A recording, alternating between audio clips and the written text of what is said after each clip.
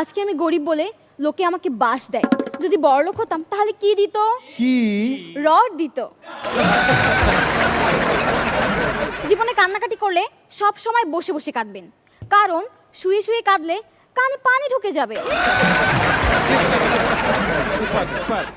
সেদিন তুষার ভাই তার বউকে বলছে, ওগো শুনছো, আমার নতুন লুঙ্গিটা যে সেদিন কিনলাম খুঁজে পাচ্ছি না তো।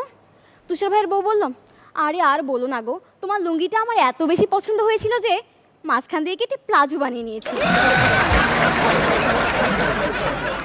ফারিয়া আপু আমিন ভাইকে বলল, জানো আজকে আমার কাছে কি কি আছে? বাড়ি আছে, গাড়ি আছে, টাকা পয়সা আছে, আইফোন 16 প্রো ম্যাক্স আছে, তোমার কাছে কি আছে?